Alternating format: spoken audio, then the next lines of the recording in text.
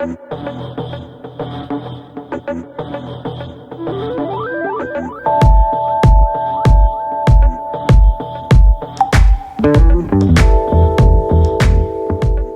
is going on, everyone? How are you doing? I hope you're doing good, because it is good to feel good.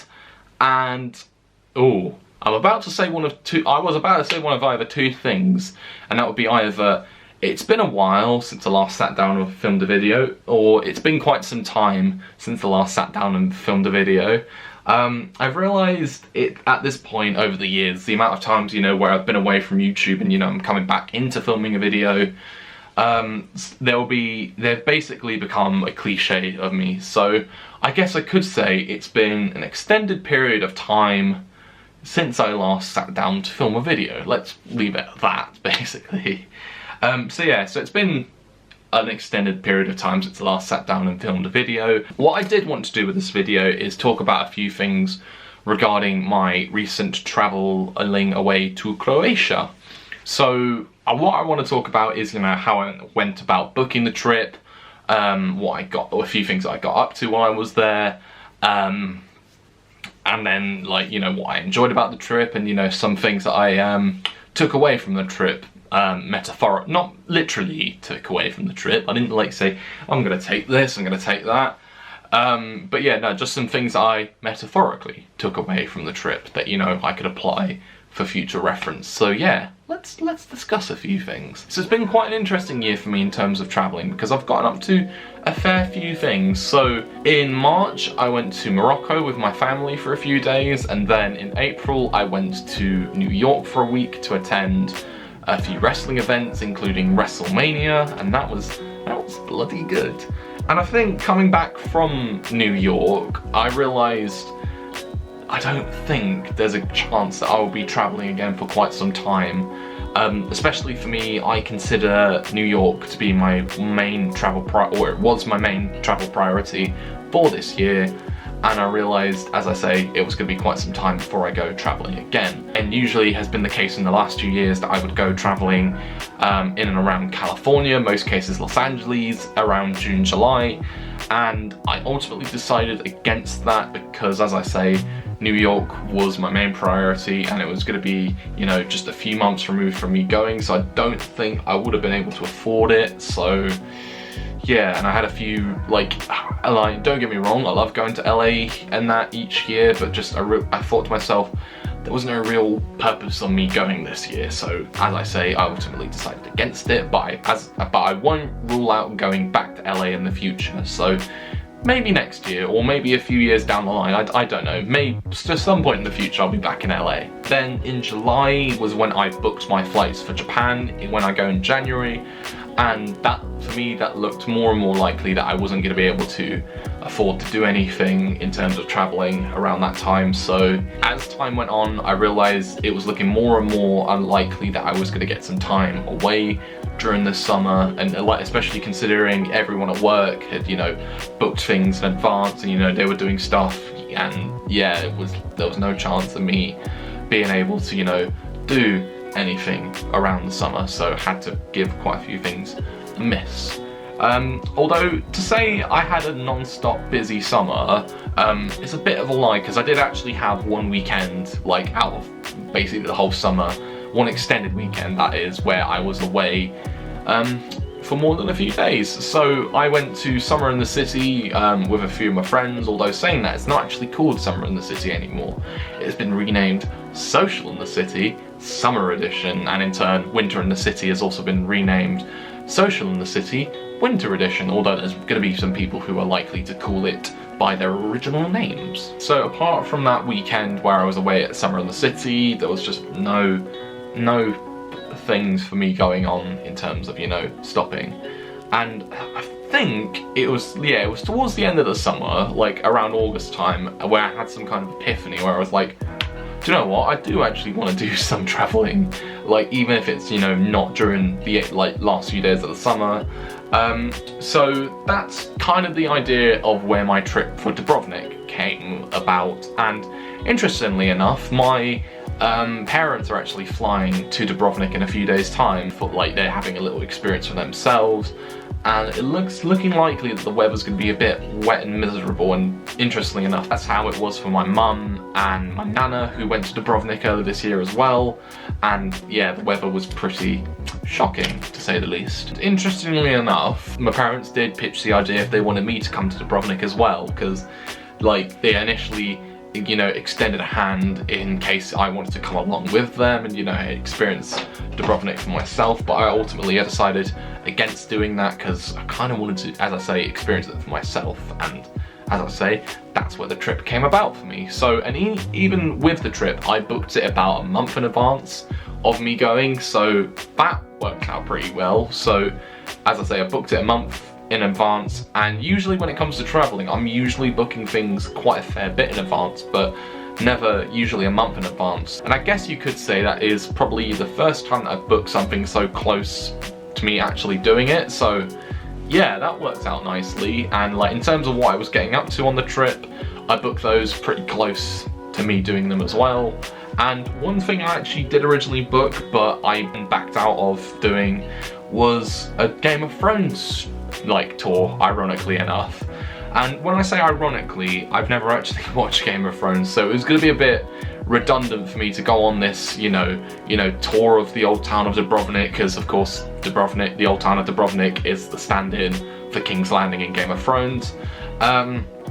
So yeah, I felt it was going to be a bit redundant for me to go on this experience, considering I've never watched the show, and especially with all the locations that were used for the show, I just wouldn't understand it. Like, I wouldn't understand the context. So I initially booked it, but then booked out of doing it. So, as I say, it was going to be pretty redundant. I would not understand anything.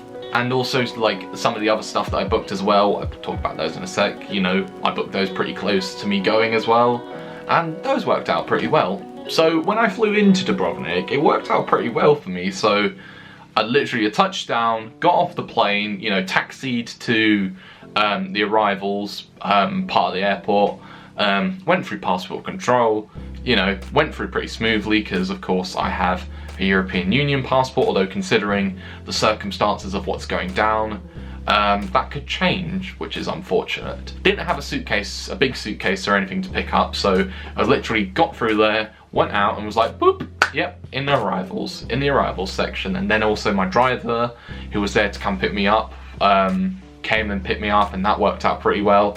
And then of course I arrived in Dubrovnik. There was a volunteer from the hostel who was there to come pick me up, and then obviously arrived in the hostel. Then I decided to go out and explore a bit of the old town briefly, especially around the port. And then I went out for a really quick drink, and just the one drink that night, because I was trying to get my bearings and, you know, to do stuff eventually on the other nights. And yeah, and then the following day, you know, I was my first full day there to, you know, kind of experience stuff, and I decided to go on a little bit of a hike up to the up to Fort Imperial. And I had a bit of a dilemma. So even though I could have easily, you know, taken the cable car or anything, I've decided ultimately against that. But sorry, back to the dilemma with me hiking up there. I initially went the long way round, so along the main road and through the village and then up to the fort itself, although there was no like footpath or anything connecting, you know, me to go up that bit. So ultimately I decided against, you know, doing it, you know, in case one, I had to either, you know, go along the side of the road and potentially get hit by a car or anything, and two, I didn't want to get in trouble. So yeah, Ollie's a good boy, he is, and he does not like getting in trouble.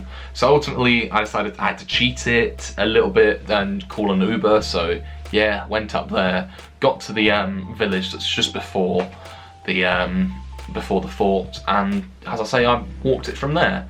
And like going along that bit before the fort, there were so many like nice views up there of Dubrovnik, and just, you know, very scenic, very nice. And of course my new channel icon is me, as I say, overlooking Dubrovnik, and it's lovely seeing that. And I really like stuff like that, getting some nice views, getting some nice shots. And yeah, that works out nicely. Then eventually I arrived at the fort, and I went to an exhibit there which was about the invasion of Dubrovnik, and considering everything that had happened, and also also touched upon some of the atrocities that were committed in the dying days of Yugoslavia. It made me feel a bit uneasy learning about what had happened. I won't go into specifics about what happened, but a lot of it felt very reminiscent to Nazi Germany, especially considering what had transpired, you know, in concentration camps and what else, and just, yeah, it was like learning about what happened again made me feel uneasy, because, you know, it's things like these that we learn about that, you know, we want to make sure, you know, they never happen again. And it's horrible it was to learn about what happened. But as I say, that's history. We learn about these things and in the hopes that, you know, it never happens again or anything like that, I guess. After that, I had hiked down the ziggy-zaggy path that you can take up to the fort. If anything, I should have just hiked that way up and then hiked that way down. But as I say, I wanted to take the long way around, but I had to cheat. But yeah, so that ziggy-zaggy path is, again, you got some really nice views up there of Dubrovnik in terms of like whether you're going hiking down or whether you're hiking up. Why am I doing this with my hand? I don't know. Continuing on.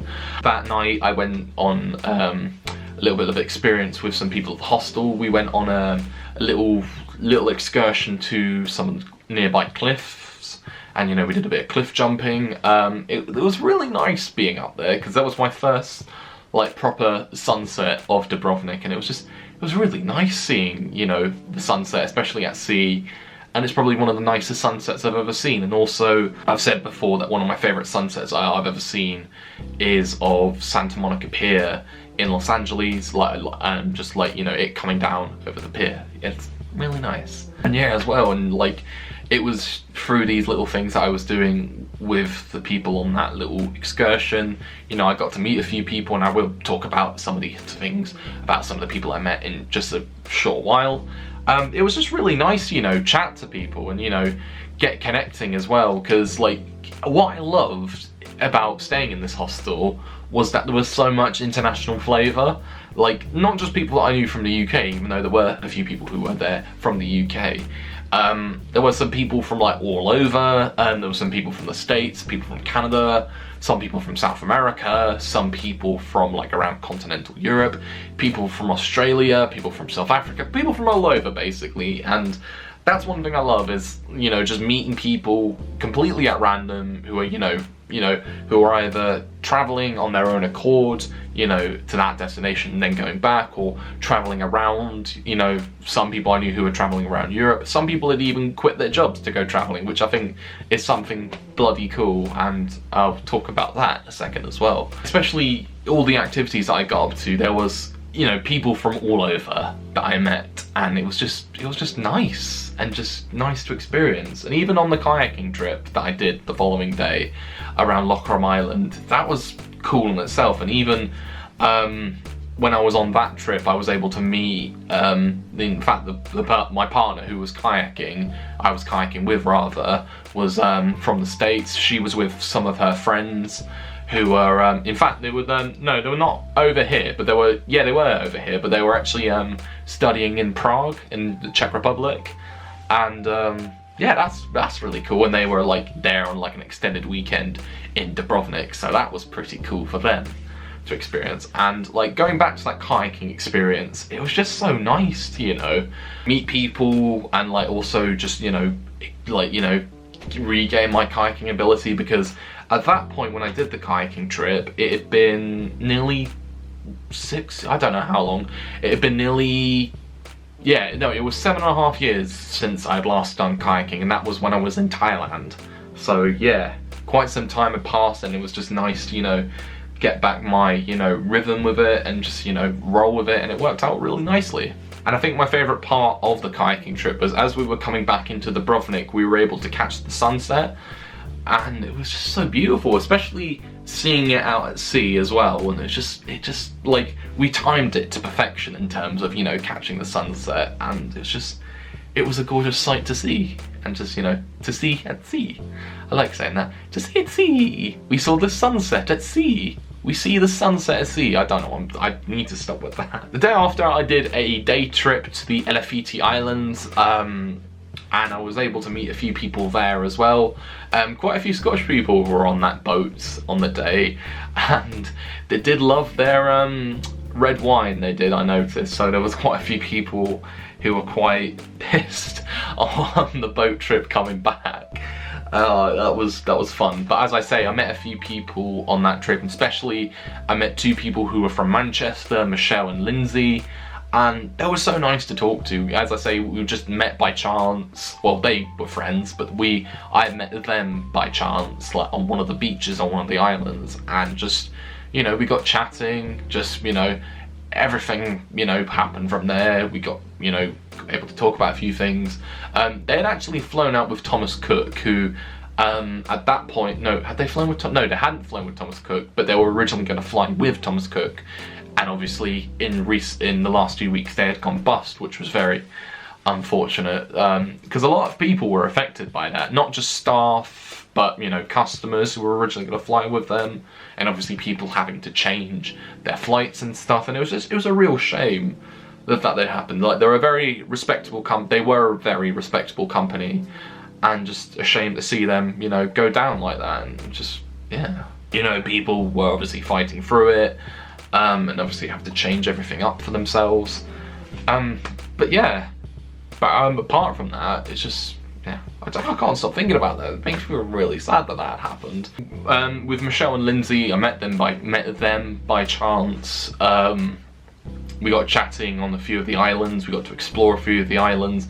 The first 2 islands we went to, we were only there for a short period of time, but it was the 3rd island where, you know, we could just, you know, experience it for a bit longer. We went to a beach that was on the other side, and it was just nice being there and just, you know, relaxing, not having to worry about like timing and stuff. And obviously we took our time coming back to the boat, so that was all lovely and that on that day. And also seeing the sun setting as well. I saw the sunset 4 times when I was out in Dubrovnik. 3 times were from the same spot, so that being the that point on the rocks where, you know, I was with the people from the hostel on the first night, and then of course the other night being when I was kayaking and seeing the sunset from there. It was beautiful. And then on my penultimate day there, I went on a day trip to Mostar in Bosnia, just across the border.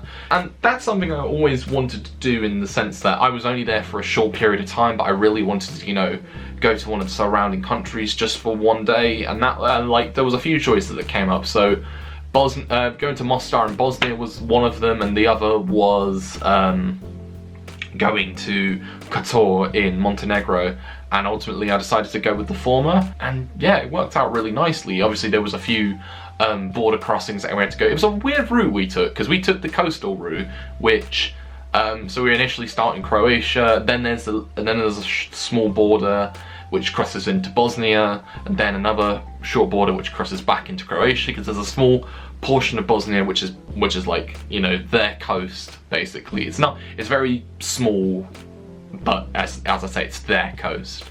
Then of course we crossed the mainland border into Bosnia, and then eventually we went to we started the day by going to I keep forgetting how it's pronounced. It's either the Kravis Falls, the Kravas Falls, one of the, it's the falls. So we went to the falls, and some people were saying how initially it looked very reminiscent to Niagara Falls on the US-Canadian border, and I even said, like, you know, heading down into there reminded me a little bit of Yosemite, so there was all similar vibes all around. And I did notice one thing when I went into the water to take a dip: it was bloody cold. Like, that's one problem I have, like, or one problem that many people have, like, especially going into cold water.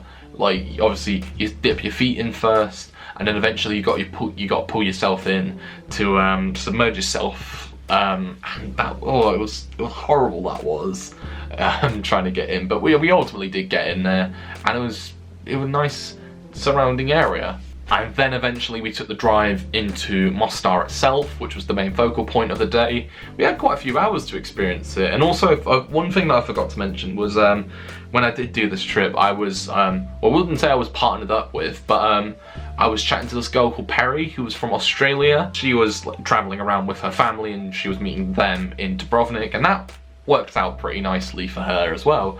And as I say, we just met by chance on the coach, and we just got chatting instantly. You know, we got chatting about a few things. You know, I recommended a few things for her to do in the UK if she ever goes there, and then in turn she recommended a few things that I could do in Australia if I ever go there. So yeah, that just happens. So as I say, we got to Mostar.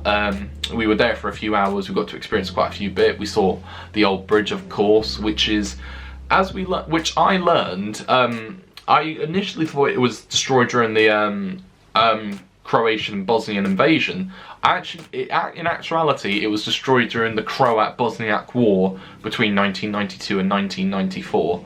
And there was actually a project in the aftermath of the war to restore the bridge to its original design, and that was eventually rebuilt and reopened in 2004. So there, a little history lesson for you there. We noticed quite a few bridge jumpers there because that's how the bridge has become famous in the last few years.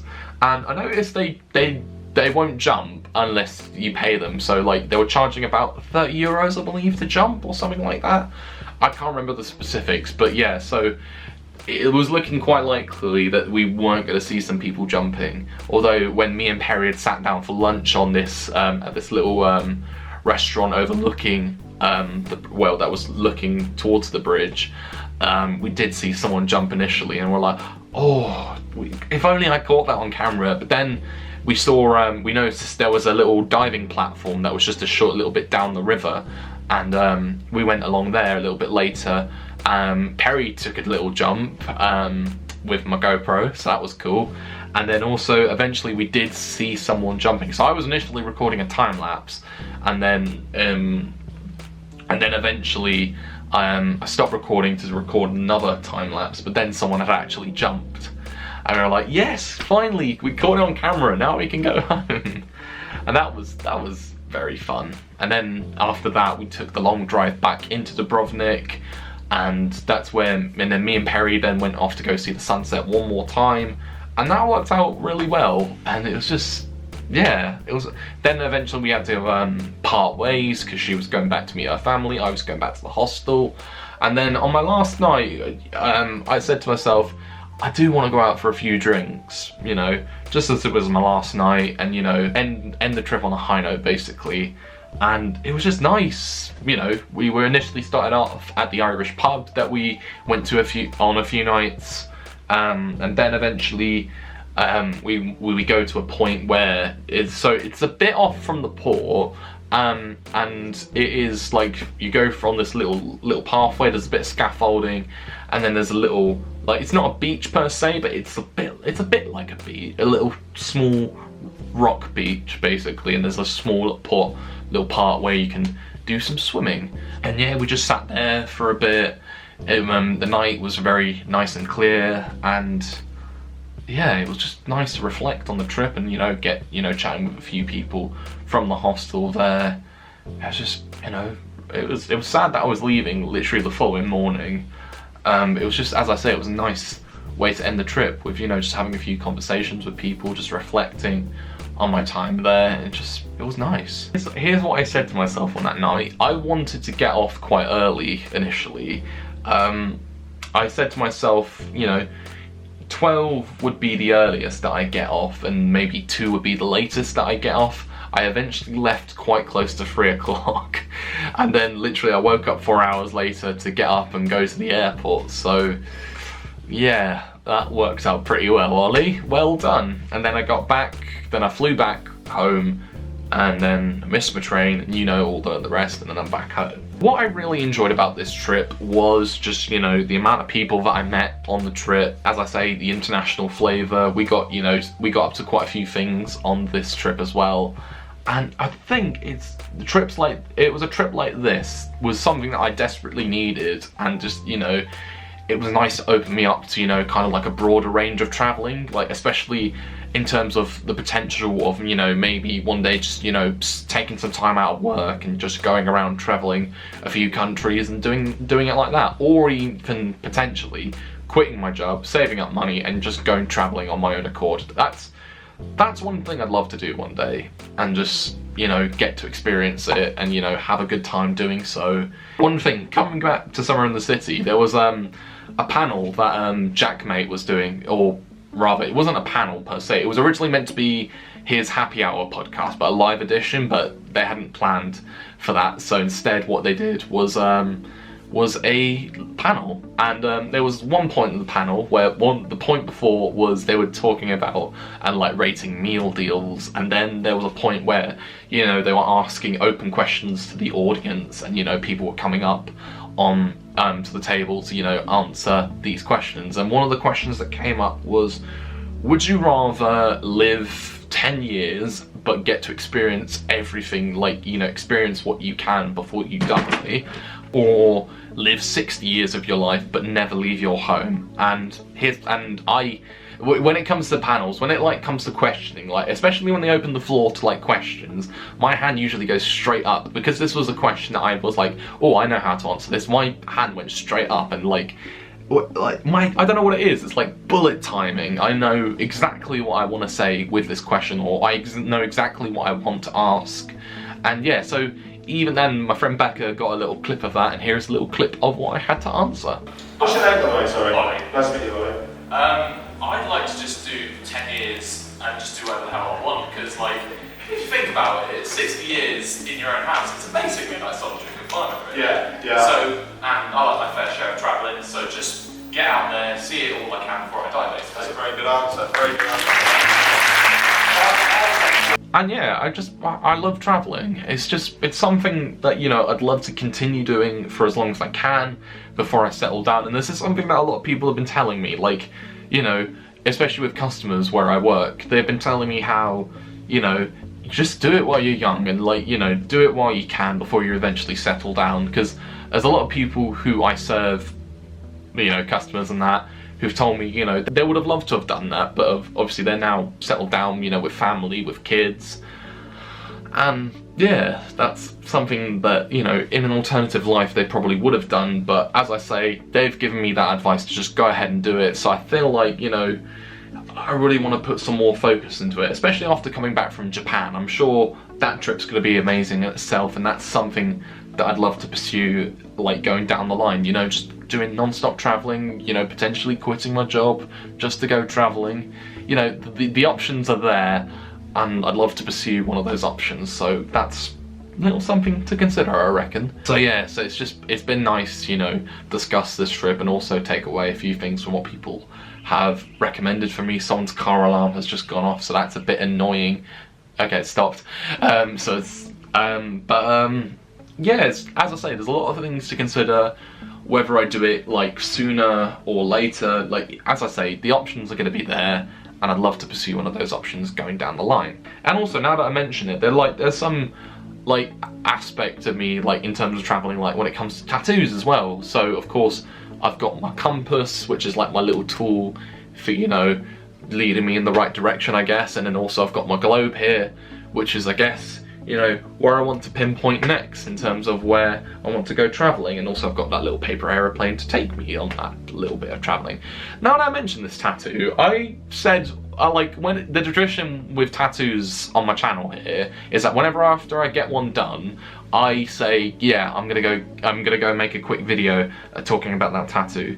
I got this tattoo literally 5 months ago today, and I've still yet to make a video about it. So it is coming. I just need to find the time to make a video about this tattoo, and then eventually that's out there.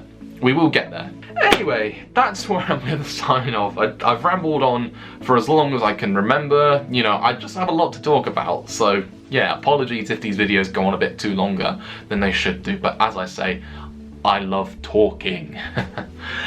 So that's that. I'm signing off here. I'm going to leave you with some advice as well, and that is always to enjoy yourself, stay safe, and make the most of every opportunity that comes your way. Thank you for watching, and peace.